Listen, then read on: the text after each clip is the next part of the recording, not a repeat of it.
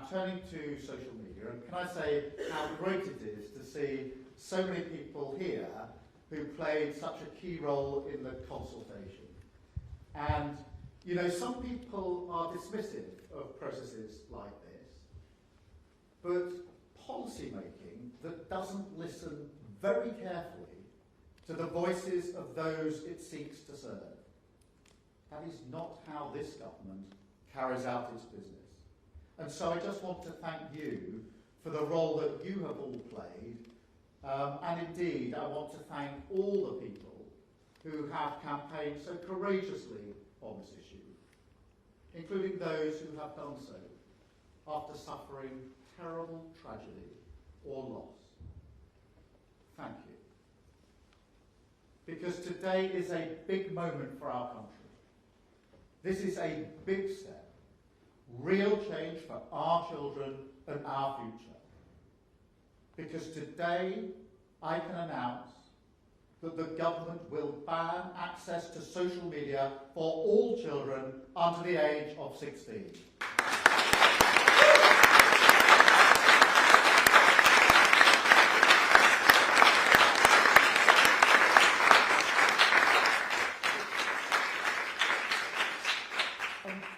This is not something I do lightly, and I will not present it as cost-free, as if social media has brought no benefits to young people, because clearly that is wrong. But government is always about choices, and it's clear to me that a full ban is the right choice. Now, I come to it as a parent myself. I know exactly the fears that we all feel when we're thinking about this issue. You know, all I've ever wanted for my own children, hand on heart, is for them to be happy and for them to be safe. And I think that's what any parent wants. But I ask the question now, do we truly believe that social media creates a happy environment for our children? Do we truly believe that it's a place where they can feel safe? I don't think I even need to answer those questions, do I? Every parent can see it with their own eyes. Social media is making children unhappy. It's making it easier for bullies to harass and abuse them. And it could even be harming their mental health, exposing them to content that is dangerous, because that's what grabs the attention. It's designed to be addictive. Of course it is. Features like the infinite scroll, they're designed to lock you in for hours. And if nothing else, there's an opportunity cost to that.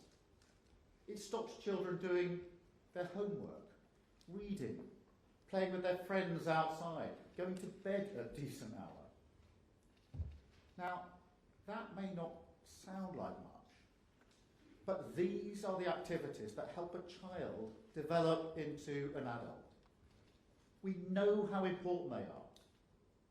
We just never thought that something would come along to threaten them. To be honest, I feel for this generation. I think back to my own childhood. And yes, the early 1970s weren't always a picnic. But we didn't have to deal with anything like this. A technology that intrudes into every corner of a life, almost impossible to escape, that records every mistake. To deal with that as a teenager, on top of everything else, that's hard. I feel for parents too. I mean, as a parent, you always want to make the right choice for your child, which can face a little resistance in the teenage years, believe you me. But parents do just want to do the best for their kids. In a way, that's what being a parent means. But in this world, with this technology, it is hard as a parent to know what to do. And so I think most parents will welcome this action. I think they will welcome a clear and decisive choice. And they will welcome a government that stands by them, that supports them to do the best for their children, and that fights for their happiness and safety against the most powerful companies in the world. Because this could be a fight. And to this point, it has been a fight. Now, it doesn't have to be. I always prefer the politics of partnership. And I fundamentally believe that we must harness the power of technology to build a stronger, fairer Britain. But we must also protect our children. And so I want this message to be heard loud and clear. I am not prepared to compromise on the safety and happiness of our children.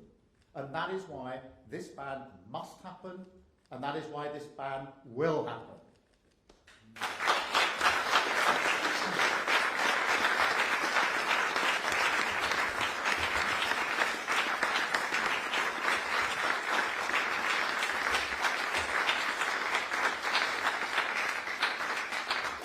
But it won't be easy. I mean, some technology companies want us to think that social media is unchangeable, part of an almost natural order. But we have to resist that kind of learned helplessness. We have agency. We can change it, and we will. Yes, it's hard.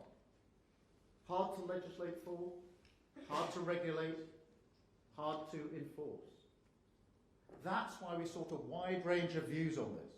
That's why we listened to people, had a conversation. We looked carefully at the evidence, learned from countries like Australia that are taking similar steps. And we're not just bringing forward a ban, we're going further.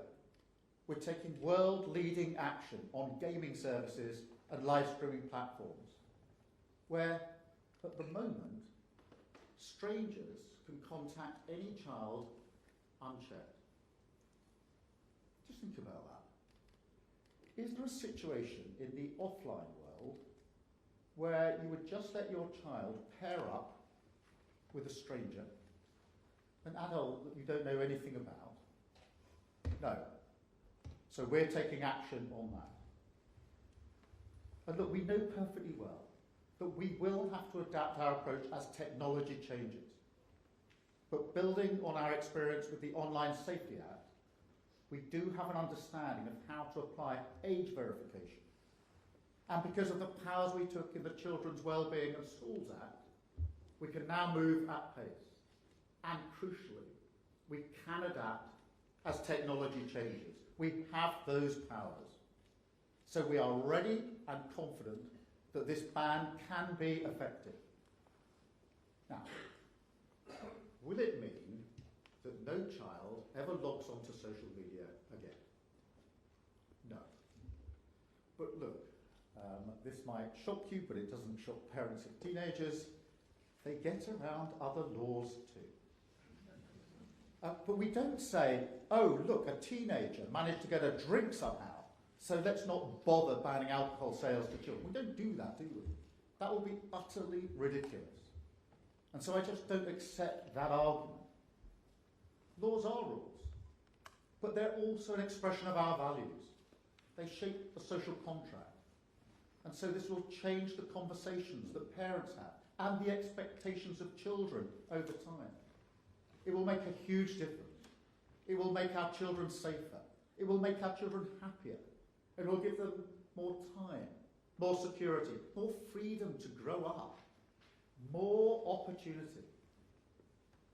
And that, at the end of the day, is what this government is about. It's why so many of the investments that we've made are about supporting children and young people in childcare, new nurseries, family hubs, apprenticeships, tackling child poverty, mental health support, technical colleges, in a youth guarantee for young people struggling to find work. And today, it's exactly the same approach. Now, this isn't just about taking something away, because we're also investing in music, culture, art, sport, all those activities that we know are so important to childhood, particularly for children who don't usually get those opportunities. So when you put all this together, these policies are not just fixes for our problem. They are the building blocks of a different Britain altogether. One where we know that our children are safe, happy and secure, to go as far as their talent and their effort will take them. That is all any parent wants. They want to know that Britain will be better for their children, that they will get a fair chance. And that's what these changes are about. Restoring that hope for every family, a stronger Britain, a fairer Britain, and above all, a Britain where we invest in the future of every single child. That is why we're taking this step, and it is the right step for Britain. Thank you very much.